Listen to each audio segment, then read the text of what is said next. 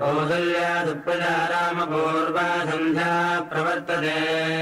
उत्तिष्ठ नरदार्दूला कर्तव्यम् दैवमान्निकम् उत्तिष्ठोत्तिष्ठ गोविन्द उत्तिष्ठ गरुडध्वजा उत्तिष्ठ कमलाकान्ता त्रैलोक्यम् मङ्गलम् कुरु मातः समस्त्रगदाम् मधुकैटभारेर्वक्षो विहारिणि मनोहर दिव्यमूर्ते हे स्वामिनि श्रीजनप्रियदानशीले श्रीवेङ्कटेश दयिते तव सुप्रभातमरविन्दलोचने भवतु प्रसन्नमुखचन्द्रमण्डले विधिशङ्करेन्द्रवनिताभिरत्विते विषशैलनाथदयिते दयानिधे सत्तर्षयस्तमुपास्य सन्ध्या आकाशसिन्धुकमलानि मनोहराणि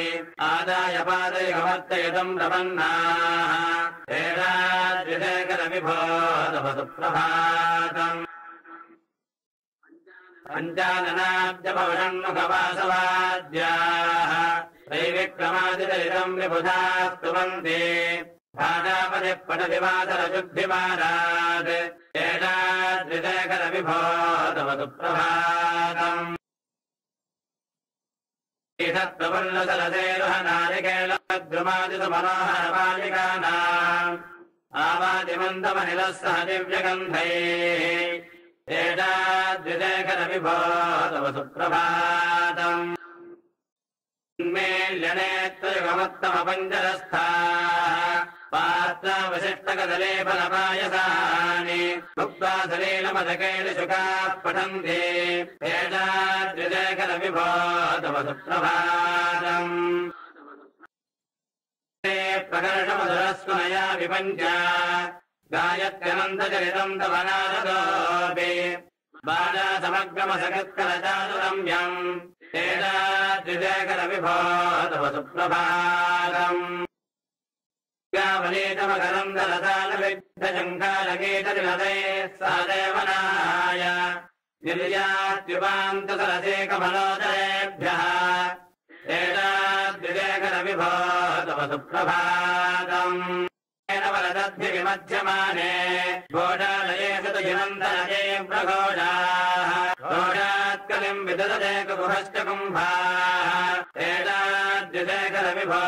तव सुप्रभातम् अग्नेशमित्रसुरपत्रगतानि वर्गाः हस्तम् श्रियम् कुवलयस्य निजाङ्गलक्ष्म्या भेदे निजातमिव बिभ्रतिते प्रणादम् एषाद्विशेखरविभो तव सुप्रभातम् श्रीमन्नभीष्टवरदाखिललोकबन्धो श्री श्रीनिवासजगदेकदैकसिन्धो श्रीदेवदाग्रहभुजान्तरदिव्यमूर्ते श्रीवेङ्कटाचलपते तव सुप्रभातम् श्रीस्वामिपुष्करणिका प्लवनिर्मलाङ्गाः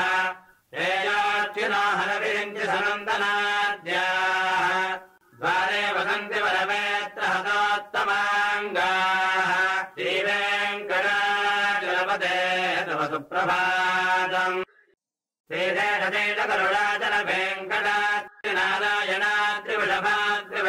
श्रीशेषशेषगरुडाचलवेङ्कटात्रिनारायणात्रिविषभात्रिविषाद्यमुख्याम् आख्याम् त्वदीयवसतेन निसम्वदन्ति श्रीवेङ्कटाचलपते तव सुप्रभातम् देवापरात् शिवसुरेश कृशानुसंरक्षोऽम्बुराधपवमानधनाधिनाथाः बद्धाञ्जलिप्रविशन्निजशीर्षदेशाः श्रीवेङ्कटाचलपते तव सुप्रभातम् ध्यानेषु ते विहकराज मृगाधिराज नागाधिराज गजराज हयाधिराजाः स्वस्वाधिकारमहिमाधिगमर्थयन्ते श्रीवेङ्कटाचलपते तव सुप्रभातम्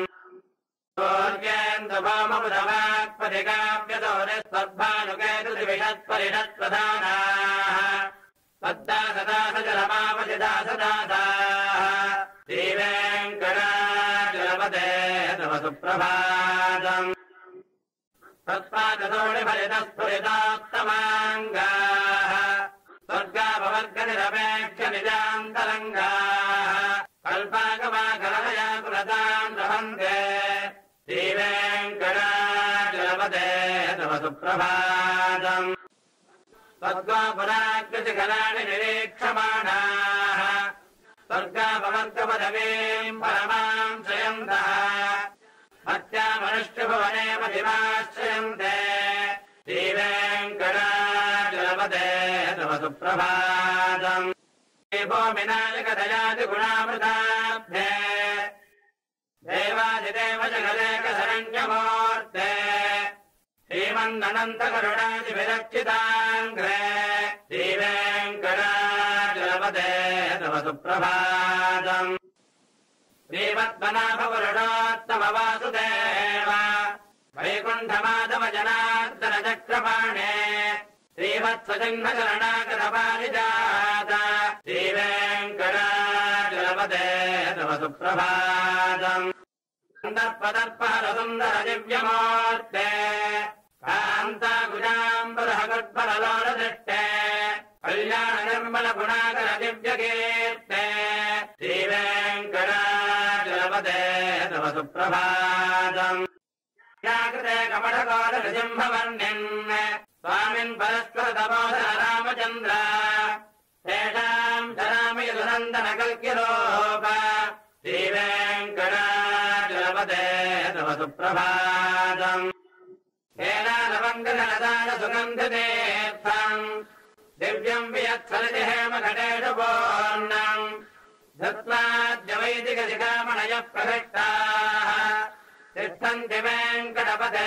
तव सुप्रभातम् आस्वानुते दिविगजानि सरोरुहाणि सम्पूरयन्ति निरदेककुभाविहङ्गाः श्रीवैष्णवास्तु समर्थितमङ्गलास्ते धामाश्रयन्ति तव वेङ्कटसुप्रभातम् ब्रह्मादयः सुरवराः समहर्षयस्ते सन्तस्तनन्दनमुखाः सुरयोगिवर्याः धामान्तिके तव हि मङ्गलवस्तुहस्ताः श्रीवेङ्कटाचलपते तव सुप्रभातम् लक्ष्मीनिवासनिरवद्यगुणैकसिन्धो संसारसागरसमुत्तरणैकसेत वेदान्तवेद्यनिजवैभवभक्तभाग्य श्रीवेङ्कटाचलपते तव सुप्रभातम् इत्थम् वृषाचलपतेरिह सुप्रभातम् ये मानवाः प्रतिदिनम् पठितम् प्रवृत्ताः